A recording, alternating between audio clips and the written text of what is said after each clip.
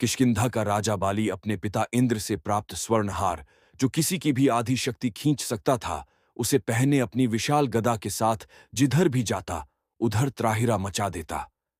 यहां तक कि रावण तथा अन्य राक्षस भी बाली के नाम से ही थर थर कांपने लगते। इस पर बाली को लग रहा था वह अजय है, वह संसार में किसी को भी हरा सकता है, और इसी अहंकार में उसने महाबली हनुमान जी को युद्ध के लिए ललकारा और उनकी आधी शक्ति अपने अंदर खींचना शुरू कर दिया। पर उसे शायद हनुमान जी की अपार शक्ति का अंदाजा ही नहीं था कि वह अपने ही काल को ललकार रहा है।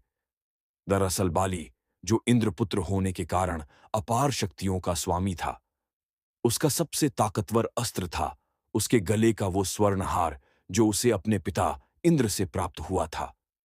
वहीं हनुमान जी आर्षि के श्राप के कारण अपनी शक्तियों को भूले सुग्रीव के मंत्री के रूप में कार्यरत थे।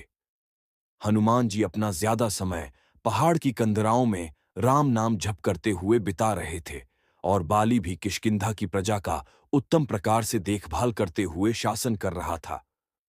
पर इसी बीच राक्षस राज रावण ने कुछ ऐसा किया कि बाली एक अच्छे शासक से अहंकारी वानर बनकर रह गया। असल में जब लंकापति रावण तीनों लोकों के देवी देवताओं को जीतने के बाद भी अशांत था, क्योंकि उसे पता था कि उसका वध वानर और मनुष्य के हाथों अभी भी संभव है, और तब उसने सोचा कि अगर वानरों के राजा बाली, जो मेरे समान ही शक्तिशाली है, उसे हरा दूं तो वानरों से मृत्यु का भय समाप्त हो जाएगा। और तब रावण अपने पुष्पक विमान से समुद्र तट पर संध्या वंदन कर रहे बाली के समक्ष पहुंचकर युद्ध के लिए ललकारने लगा। रावण ने सोचा कि वह आसानी से बाली को मार देगा, पर बाली ने अपना स्वरूप बड़ा किया और रावण को अपनी बाईं कांख में दबाकर अपनी संध्या वंदन करने लगा। पर संध्या वंदन के बाद भी बाली ने रावण को आजाद नहीं किया। लगभग 6 महीने तक बाली ने रावण को अपनी कांख में दबाए हुए ही अपना जीवन व्यतीत करने लगा।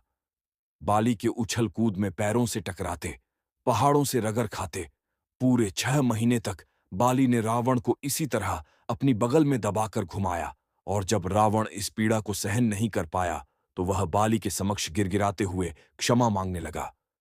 इस पर बाली ने दया करके रावण को मुक्त कर दिया। पर चालाक रावण ने बाली को अपना मित्र बना लिया। अब रावण जैसे महाबली को हराने के बाद बाली का अहंकार चरम पर था, और वह हर जगह कहता फिरता, इस संसार में ऐसा कोई नहीं जो मुझे परास्त कर सके। मैं सर्वशक्तिमान हूं, मैंने रावण को भी हराया है। उसकी यह अहंकारपूर्ण गर्जना जब बर्दाश्त से बाहर हो गई तो जामवंत जी से रहा नहीं गया, और उन्होंने क्रोध में बोला, हे वानर राज, आप अहंकारवश खुद को सबसे शक्तिशाली बता रहे हैं, पर असल में आपकी शक्ति हनुमान के सामने कुछ भी नहीं। इस पर ठाके मारकर हंसता हुआ बाली बोला, कौन? वो हनुमान, उसके पास शक्ति भी है। जानकर आश्चर्य हुआ, वह तो हमेशा गुफाओं में मुंह छुपाए राम राम कहता रहता है। उससे मेरी क्या तुलना? पर जामवंत तुम कह रहे हो तो मैं उसकी भी जीवन लीला समाप्त कर ही देता हूं। फिर क्रोध और अहंकार से गरजता हुआ बाली हनुमान जी को ढूंढते हुए उस वन में पहुंचा जहां हनुमान जी तपस्या कर रहे थे।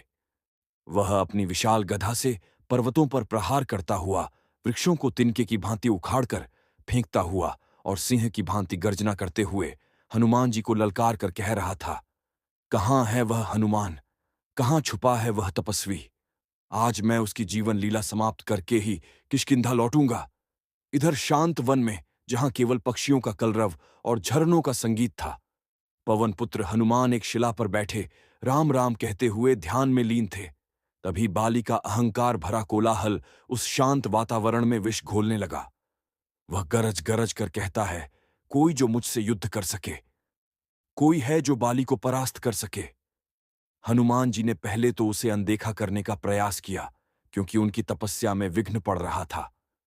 परंतु जब बाली उनके समक्ष आकर उन्हें युद्ध के लिए ललकारने लगा तो हनुमान जी ने अपनी आंखें खोलीं और अत्यंत विनम्रता से कहा, हे किष्किंधा नरेश, हे देवराज इंद्र के पुत्र, आप निसंदेह इस संसार के सबसे शक्तिशाली योद्धाओं में से एक हैं।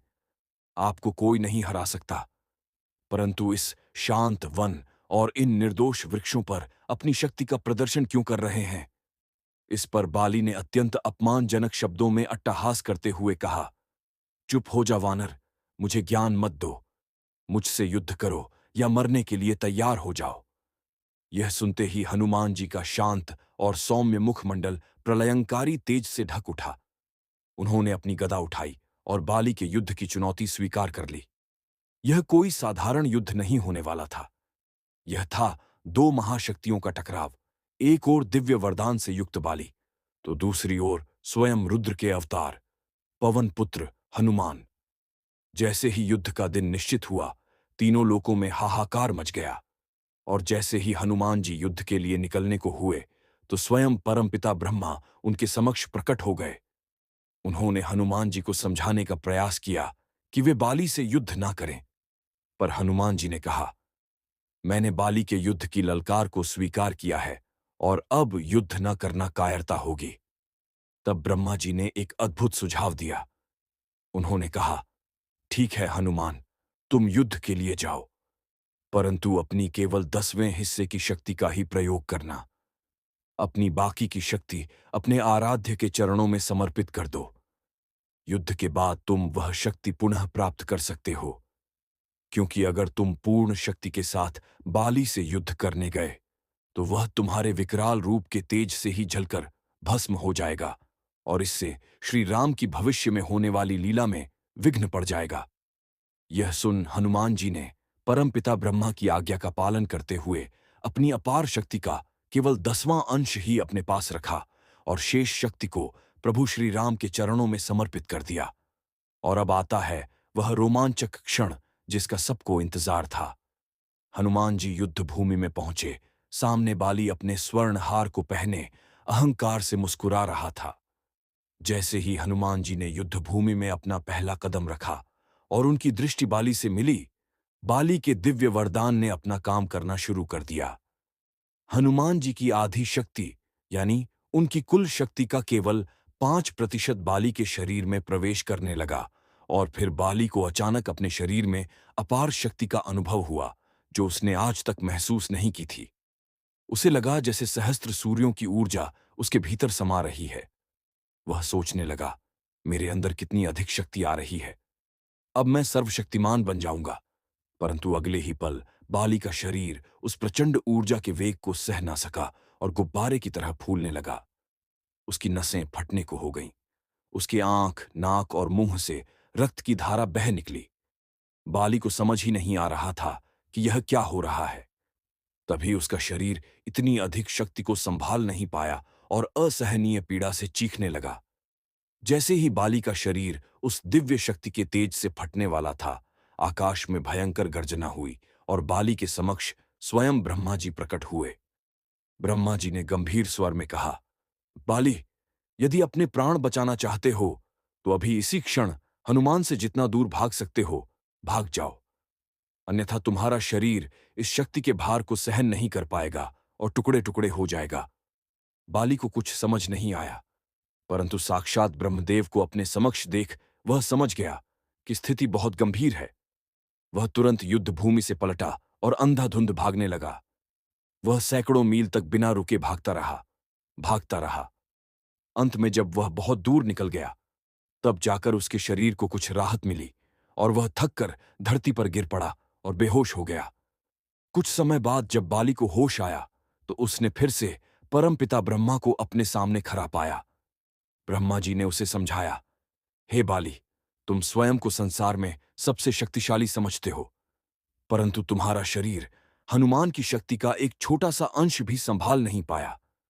हनुमान, तुम मेरी आज्ञा से अपनी कुल शक्ति का केवल 10वां हिस्सा ही लेकर तुमसे युद्ध करने आया था और तुम्हारे वरदान के अनुसार उसकी भी आधी शक्ति यानी केवल 5% ही तुम्हारे शरीर में आ रही थी।